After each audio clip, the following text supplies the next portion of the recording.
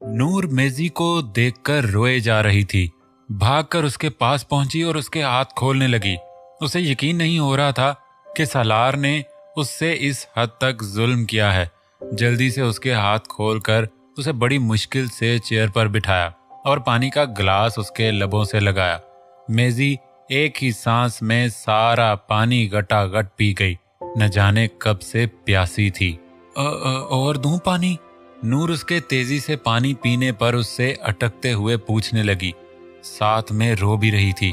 मेजी ने इस बात में गर्दन हिलाई और फिर नूर ने उसे एक और गिलास पानी का पिलाया। पानी पीने के बाद मेजी को थोड़ा सुकून नसीब हुआ।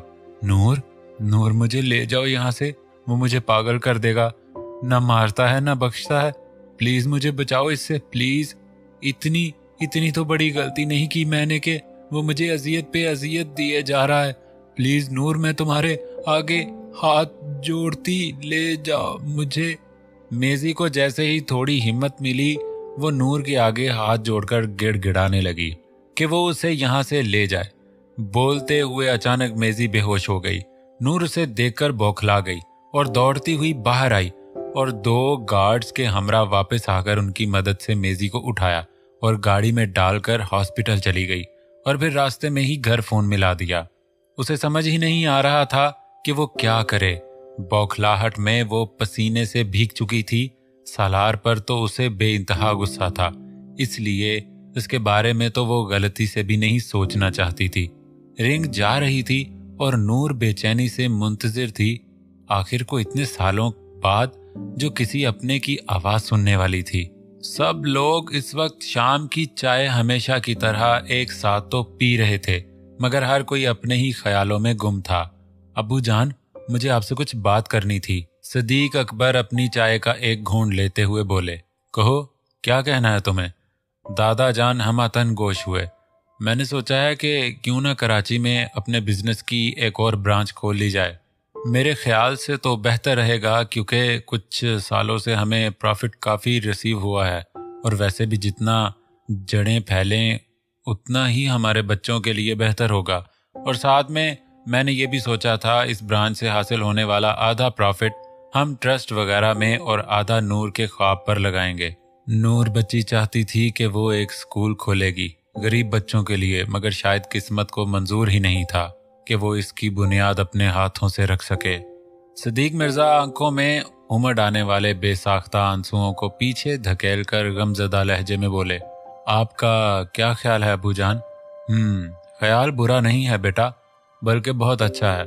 जानते तो हम भी थे कि नूर स्कूल खोलना चाहती थी, मगर इस मौजू पर बात नहीं हो पा रही थी।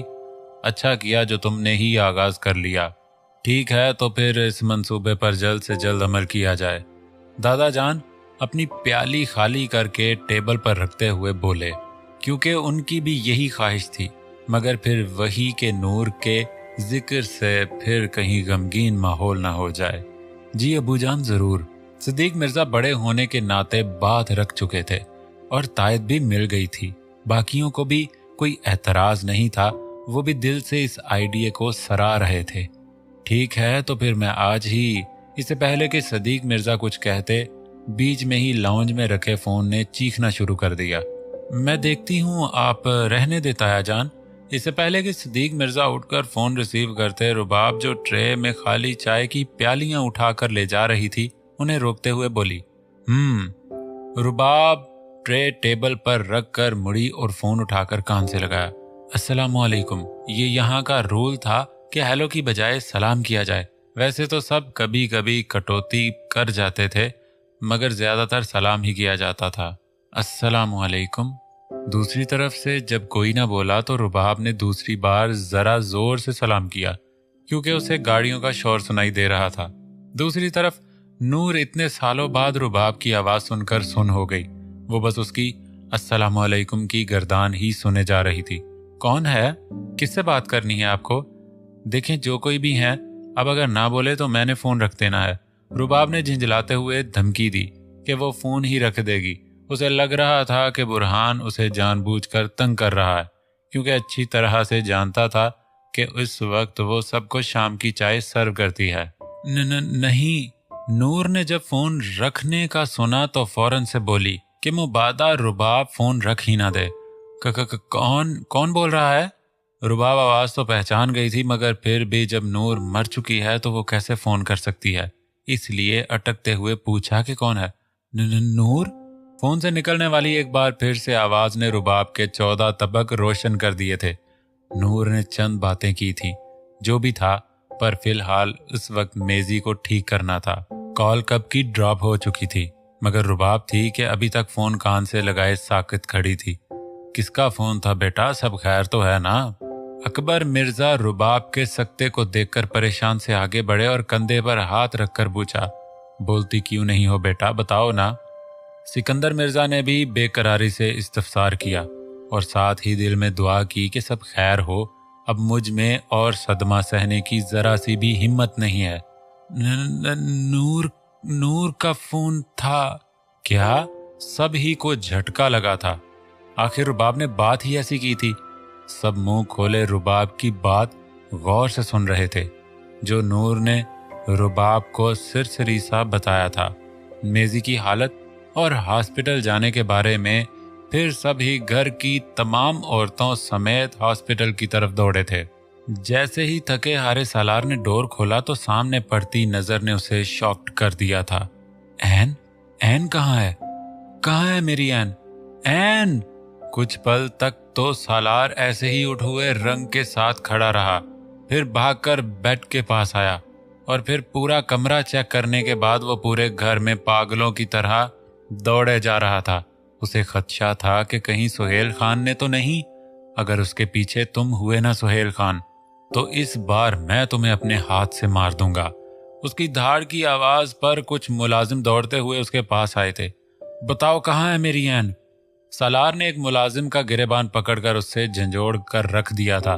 साहब, वो हमें लगा कि वो भूत हैं तो इसलिए। क्या कहा तुमने? मेरी ऐन भूत? सालार ने नासमझी से सर्द आवाज में उसे घूर के पूछा। वो साहब, वो बीबी जी किसी जख्मी लड़की को लेकर हॉस्पिटल गई हैं गार्ड्स के साथ। मुलाजिम ने हकलाते हुए उससे सब बताया कि क्या हुआ और ऐन कहाँ गई। सालार ने उसे एक झटके से दूर फेंका और गार्ड्स को कॉल की, जिस पर पहले तो सालार ने उनकी क्लास ली कि उसे क्यों नहीं इन्फॉर्म किया। फिर हॉस्पिटल का नाम पूछकर फोन बंद करके गाड़ी की तरफ भागा। मेजी को तुम क्यों लेकर गई? ऐन, इसकी सजा तुम्हें जरूर मिलेगी। उसने तुम्हें मुझसे छीनने की कोशिश की थी। सालार की ऐन को। सालार शुजात की खुशियों को छीनना चाहा था। सालार गुस्से से आग बगोला हुए इंतहाई फास्ट स्पीड पर गाड़ी हॉस्पिटल की तरफ दौड़ा रहा था। सालार को ऐन के खुद चलकर जाने की इतनी हैरानगी नहीं हुई थी, क्योंकि आज सुबह ही सालार को पता चल गया था कि ऐन को होश आ चुका है और वो अब सिर्फ एक्टिंग कर रही है। जब ऐन सालार के वॉशरूम जाने के बाद उठकर बैठी थी, तब चादर उसके सीने तक डाली हुई थी, मगर जब सालार वॉशरूम से निकला था तब जल्दी में चादर जो बैठने की वजह से पेट तक आ गई थी, वो ठीक नहीं कर सकी। और यही चीज थी जो सालार ने खास नोट की थी, और वो दिल से बेइंतहा खुश भी हुआ था कि उसकी ऐन ठीक हो गई है और ड्रामे कर रही है। सालार ने भी फिर अपने दिमाग में प्लान तैयार कर लिया था कि वो ऐन को रात में इतना मजबूर कर देगा कि वो खुद उठकर बैठेगी और फिर वो उसे अपने अंदाज में बौखला कर रख देगा। मगर यहाँ तो ऐन ने सालार के सारे अरमानों पर ही पानी फेर दिया था। सालार अब ऐन पर बेइंतहा गुस्से था कि वो बिना इससे मिले गई और वो भी मेजी को छड़वा कर ले गई। अब सालार का सारा गुस्सा ऐन की तरफ चला गया था। सब लोग जैसे ही हॉस्पिटल पहुंचे तो नूर को अपने सामने जिंदा सही सलामत पाकर तो मानो उनकी खुशी का कोई ठिकाना ही नहीं था। शुमाइला बेगम तो अपने जिगर के गोशे को बार बार चूम रही थी और अपनी आंखों की प्यास भी आ रही थी। बाकी सबका भी यही हाल था, मगर अब वो सब गुस्से में थे, क्योंकि रुबाब ने बुरहान को भी फोन करके हॉस्पिटल बुला लिया था। और जब बुरहान वहां पहुंचा था तो असल सूरत हाल का अंदाजा होने पे उसने कलमा शहादत पहले से ही पढ़ लिया था। फिर क्या था, बुरहान साहब अब कटहरे में खड़े उनके तमाम सवालों के जवाब दे रहा था। तमाम कथा सुनने के बाद तो इन सब का गुस्से से बुरा हाल था, और तो और सालार से तो वो इस तरह की उम्मीद कर सकते, मगर तुमसे हमें ऐसी उम्मीद बिल्कुल भी नहीं थी। बुरहान सर झुकाए उन सब की डांट सुन रहा था। सालार कहाँ है, बुलाओ कोई इसे। दादा जान के कहने पर बुरहान ने फोन मिलाया, मगर दूसरी तरफ कोई रिस्पॉन्स नहीं। ओह, तो तूफान खुद आ रहा है। बुरहान समझ गया था कि वो यहीं आ रहा है। यकीनन उसकी ऐन घर से उठकर कहीं चली जाए और वो लाइल्म रह जाए। ऐसा हो नहीं सकता। या अल्लाह, अब सब खैर हो बस। सालार एक झटके से ब्रेक लगाता गाड़ी से उतरा और रिसेप्शन से पता करता तेज तेज कदम उठाता उसी तरफ चल दिया। नूर तब से बड़ी अकड़ के बैठी हुई थी, मगर जब सालार सामने से आता हुआ दिखा तो उसकी सारी तरारी एक पल में हवा हो गई। सालार सर्द तासुर लिए बिना किसी को देखे दिलेरी से आगे बढ़ रहा था। नूर तो उसके अंदाज देखकर ही डर गई थी। सालार सीधा ऐन के पास आया और उसका हाथ पकड़कर एक झटके से उठाया। चलो घर, ये कहकर सालार उसे लिए आगे बढ़ने लगा कि दादा जान ने उसे आज पहली बार गुस्से से रोका था। सालार ने उनकी गुस्सीली आवाज पर अपने कदम रोके जरूर थे, मगर पलटा नहीं था। नूर का हाथ छोड़ो, कहने के साथ ही उसके हाथ से दादा जान ने नूर का हाथ अलग किया था। सालार की आंखों में एक लम्हे के लिए हैरानी आई थी कि जिस शख्स ने उसकी सांसें उसे थमाई थीं, आज वही इंसान उससे उसकी ऐन का हाथ छुड़वा रहा था। तुम उसे नहीं लेकर जा सकते। दुख तो दादा जान को भी हुआ था, मगर सालार ने इस बार किया ही ऐसा था कि वो अब चुप तो बिल्कुल भी नहीं रह सकते थे। तुम जानते हो सालार, तुमने क्या किया है? इतना बड़ा झूठ बोला तुमने हम सबसे कि नूर, आगे के अल्फाज वो नहीं बोल पाए।